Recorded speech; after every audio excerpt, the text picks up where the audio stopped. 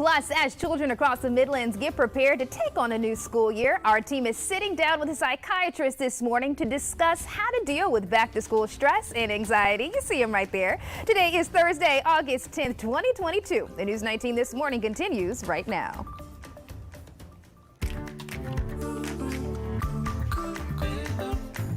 All right, good morning, my friends. It is a Thursday. We have already hit 6 o'clock. I'm Andrea Mock. Brandon Taylor, Whitney Sullivan, and Corey Smith is with us today. And you guys, this is it. Last weekend of summer for so many families. All right, thank you so much, Corey. Taking a look at the latest in mental health in our state's young people.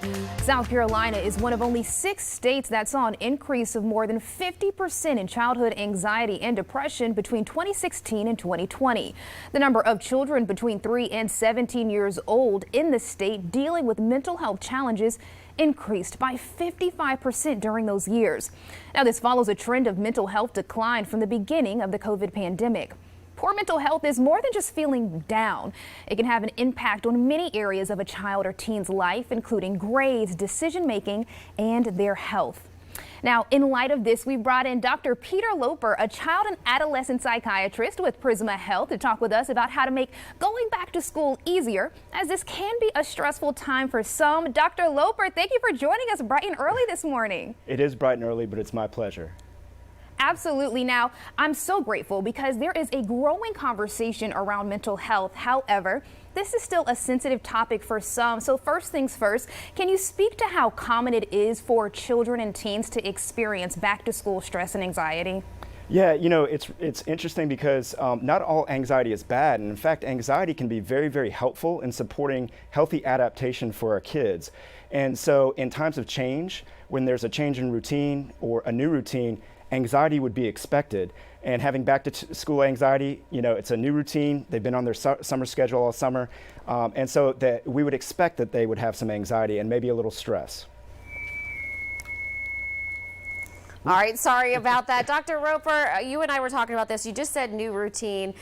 For kids who are going to a new school, I've got one at home going to middle school for the first time, and it's changing classes and having a locker for the first time, and upperclassmen being there. That kind of adds a whole different stress. What do you say to all of the kids watching, and what should we tell our kids at home who are going to a brand new school for the first time?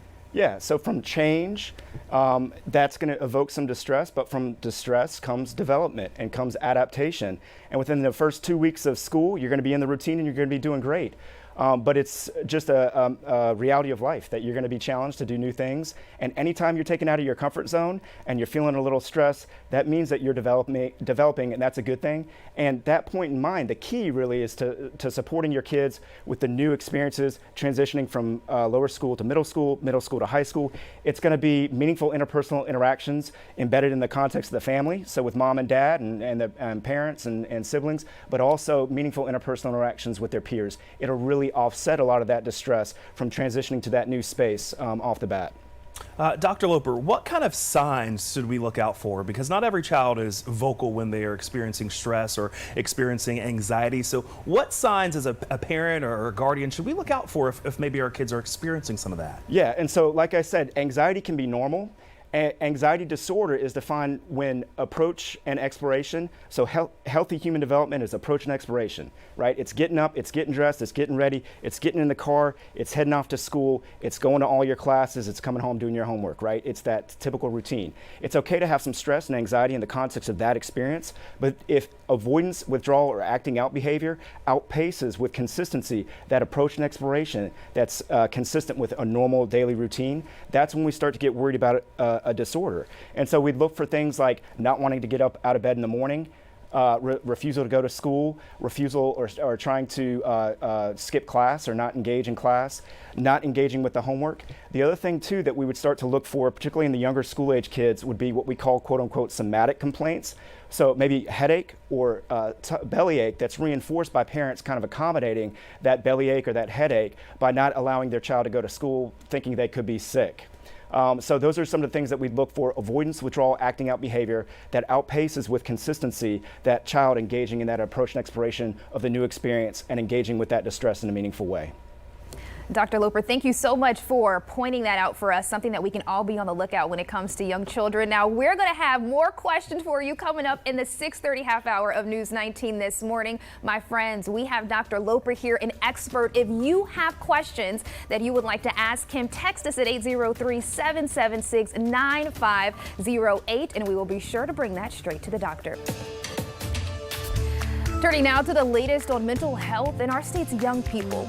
A new state law now requires schools to print numbers to mental health resources on the back of student IDs. All school-issued IDs for middle schoolers and up, including higher education, must have the number to the National Suicide Prevention Hotline on it. This comes as new data shows an increasing number of students in our state are struggling with poor mental health. Well, we know that heading back into the classroom can be a challenge for some, so we have brought in Dr. Peter Loper with Prisma Health to talk with us about how to best deal with back-to-school stress and anxiety. Dr. Loper, thank you so much for waking up just a little bit earlier to join us this morning. My pleasure. All right, so my first question really has to do with what you spoke about earlier in the show, and you talked about the signs and symptoms of depression or anxiety in teens or children. And I know that this can be a sensitive topic, but what if a child or a teen goes to their parent or guardian and says, hey, I'm struggling right now with my mental health? How can they best navigate this situation? Yeah, so that's when it's time for the parents to seek immediate support and resources. The best place to start is always with your primary care doctor. Your primary care doctor kind of can serve as the quarterback. They can direct you and call the play that is required to give you your child the support they need. And then the other thing that you can do as a parent is stay engaged and consistently check in. Continue to engage with the child and make sure that you're intentional in having that open line of communication. All right, let's talk about a pep talk. I know that many of the kids are going to be going back tomorrow, Monday, and then Wednesday is the big day that everybody goes back.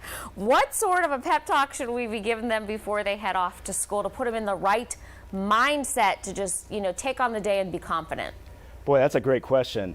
I don't know if I'm the best person to answer that necessarily, because I've tried some pep talks with my kids. They haven't gone that great. But that being said, I will say that the reality is that if you have a child who in the past has had some anxiety with going back to school, there's certainly some things that you can do to help mitigate that or help blunt that anxiety a little bit. And one of the best things you can do now is if your child's not already back in school, go ahead and start the school routine early. Get them on the right sleep schedule, get them up in the morning around the same time you would for their school.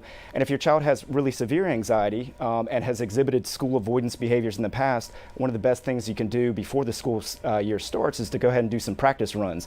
Get them up, get them dressed, get them in the car, drive them to the school as though you would be going to the school on a regular school day. So in a few days, when they're actually back in the routine, it's not as shocking and it's not as jarring for them. All right, and Dr. Loper, I have a question for you too as well. What happens, we're into the school year, we're into the school day, and something triggers us or something happens. Do you have any coping mechanisms for young people that they can do in the midst of the school day while they're there to help them cope with whatever they're going through? Sure. I would say the first thing to do if your child has one of those experiences in the middle of the day is make sure that the system in the school setting is conducive to support them. So make sure that they are comfortable going to their teacher. If they're older kids, they're adolescents, make sure they have a good peer group that they can go to and seek contact with and seek support from. And then things that kids can do individually, by themselves if they start to have that anxiety creep up. Deep breathing exercises are always really, really helpful. They can even do what's called progressive muscle relaxation, where they squeeze their fists really hard and then gently relax, squeeze their toes really hard and gently relax. These are some things they can do real time in the moment if they start to have that anxiety. But again, the biggest resilience factor is going to be those meaningful interpersonal interactions. So if they start to have anxiety, educate your children to seek support from teachers, friends, or counselors or administrators. Now, Dr. Loper, we have a question from a viewer that we want to bring you this morning. So this is Carrie from Pillion. She says, my grandson was bullied last year. He's 11 years old and he was even jumped by other kids. It was addressed by parents, school, and counseling. He absolutely does not want to go back to school. So when it comes to bullying, how can they best handle this? Well, first of all, let me just acknowledge how difficult that situation's got to be. And it's something that we see all too often these days. Bullying is really tough. it's not just the bullying these days. You know, bullying has been around for a number of years. I know that I experienced bullying when I was a kid. The reality, though, is that bullying in this day and age, where kids are so much more isolated, we were in the middle of the isolation epidemic before COVID started, bullying is that much more difficult to navigate because kids are so much more fundamentally isolated. And that avoidance behavior is going to thrive in the context of isolation. If that child doesn't feel psychologically safe to go to school, that's going to be a big deterrent. The reality is that the best you can do is seek the support from the school administrators to make sure that those limits are set, to make sure that those bullies are held accountable for their behavior if they should choose to engage with the child. The other thing, too, that I would mention about the idea of bullying or any other kind of trigger at school that's promoting school avoidance behavior, the more that you allow your child to avoid going to school, the more it empowers that anxiety, the more it empowers the bullying. So those are some things that I would really emphasize to parents. Dr. Loper, thank you so much for joining us this morning. Everything that you have told us is going to be so useful when it's time to get those kids back into the classroom. So again, thank you for joining us for News 19 this morning. We truly appreciate you. And as a reminder, friends, if you or someone you know is in crisis, the National Suicide Prevention Lifeline can connect you to resources. As of last month, the new 3-digit number is up and running. Just call or text 988 and you'll be connected to a mental health professional. And y'all remember, there is never, ever any shame in getting help.